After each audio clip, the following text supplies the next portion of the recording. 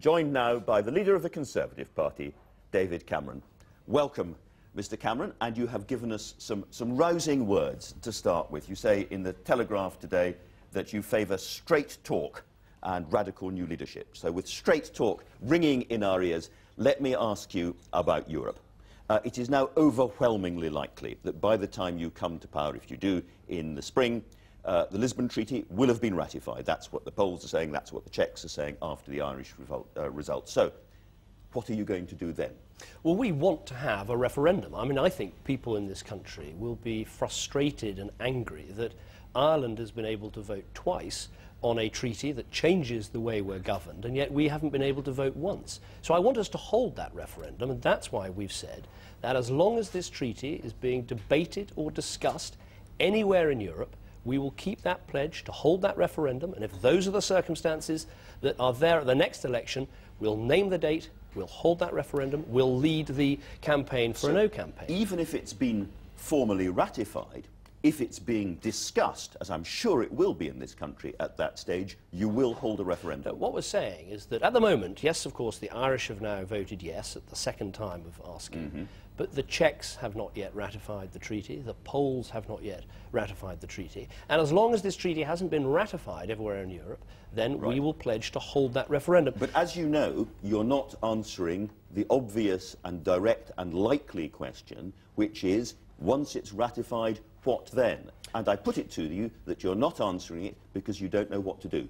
No, there's a very good reason for saying what we're saying, which is that I don't want to say anything or do anything now that would undermine or prejudice what is happening in other countries where they're still debating whether to ratify this treaty. That is a very sensible thing to do. And so if those... Sorry, can I just stop you there? If you said, actually, do you know what? Whatever happens, I'm going to give the British people the right to decide. Perhaps, like Boris Johnson suggests, there will be a question about actually leaving Europe on the ballot paper as well. Before we get to Tony Blair as president and all the rest of it, I promise, whatever happens, the British people are going to have a right to decide. That would make early ratification less likely.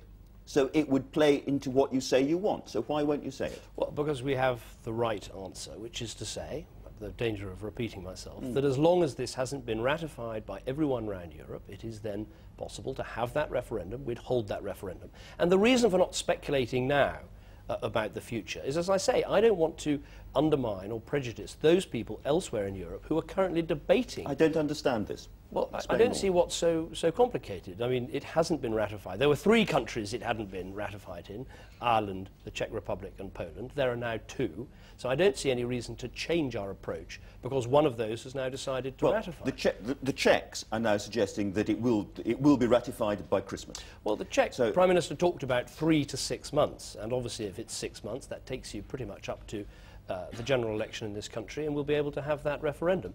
So as I say, this is the right... But you won't have the referendum if the treaty is ratified. No, what I've said is that as long as it is being debated or discussed... This is the most obvious, the likeliest outcome is something that matters hugely to your party. 60-odd% of your party want the chance to repatriate powers and look again at our relationship with Europe. The public are in a fairly similar place at the moment. Your MPs are too.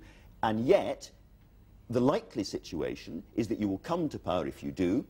Perhaps Tony Blair will be there as President of the European Union, and the treaty will be ratified, and there won't be much you can do. But Andrew, with respect, this is exactly what people said to me a year ago, a year and a half ago. They said, this treaty is going to be ratified, it's going to be implemented. Actually, we then had the Irish referendum, we have the delay taking place in the Czech Republic, the delay taking place in Poland.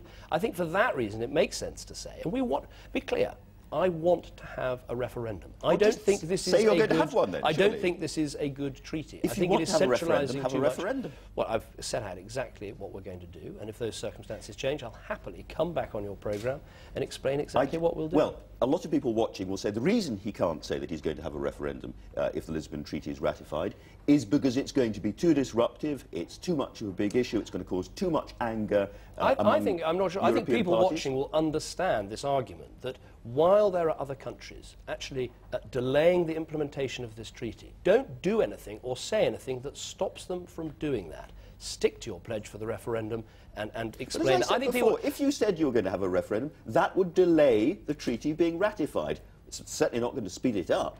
So why the silence? I just don't understand. Well, I can set the answer to music if you like, but that is, I think people will understand that you don't want to prejudice or undermine people who currently have said we're going through our own ratification process. I think people at home will also be wondering, well, are they going to ask any questions about anything else? Well, there's plenty of time for that. I wouldn't worry. Staying with Europe for the time being, however, you've fallen out pretty badly with Angela Merkel's CDU. They've broken off links with you as a party. They don't like the grouping that you're going into at the moment. And there is clearly a fresh drive towards a sort of Franco-German fast-track core of Europe.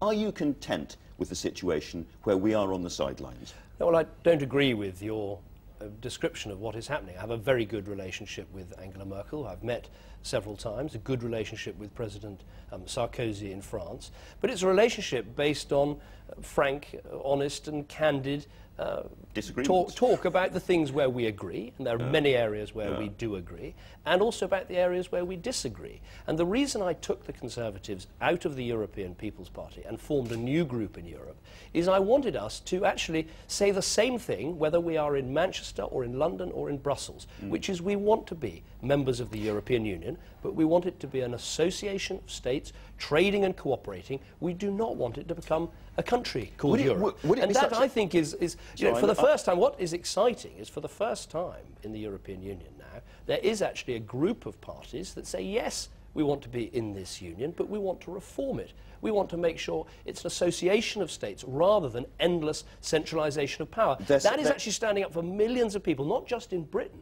but all across Europe, who take that view. And the argument, and one last point, because I think this is important, and the argument I've always made with Angela Merkel and Nicolas Sarkozy is, actually, we will be now friendly neighbours of the EPP. We'll work together where we agree, rather than unhappy tenants. And the first thing we did as this new group, we voted with the EPP to make Mr. Barroso the president, the commissioner again, because we think he's doing a good job. So that's a good example of actually being constructive and having influence in Europe. Would it be a disaster if this country was friendly neighbours with the EU rather than being a full member of this federal body? Well, that's not what I want. I want us to be members of the... Well, would it be a disaster? Well, it would not be as good as what we should have, which is what we should have, which is being members of the European Union, but trying to take Europe in the right direction. If you can't negotiate a slightly looser relationship and repatriate some of those powers, as your party desperately want to do, if they simply say, no, I'm terribly sorry, after all this process, the Lisbon Treaty has been ratified, we can't go back to all of that, terribly sorry. If that's the situation, would you look again at our fundamental relationship with the EU? Well, I don't believe in going into any situation or any negotiation thinking that you're going to fail. I mean, Margaret Thatcher was told frequently, you'll never get any money back from Europe. That's not the way it works. You just have to give in and take what you're given. I don't accept that. I think that we bring a lot to the European Union. So what would you like back from Europe? Well, we've said that we think that the social and employment legislation, we think that's an area that ought to be determined nationally rather than at the European level. There are many things in the Lisbon Treaty, giving more power over home affairs and justice, that we don't think is right. We think Lisbon, the problem with it, is that it's taking powers away from the nation states, centralising them in Europe. We don't think that's the right approach. We should move on to other things. But I think what you can see is there's a real clear and consistent line, whether it's which party you should be a member of in Europe, what you're saying about the European Constitution, there's a really clear and consistent line that has come all the way. And when Gordon Brown was... Except that you don't know what to do if the treaty is ratified. You may very well have to swallow President Tony Blair. How would that feel? Well, bad, because we don't want a president of Europe. I don't think that's the right approach. One last point on this, which is, the Labour government, the Labour Prime Minister promised us a referendum. They have backed out of that promise and let the British people down.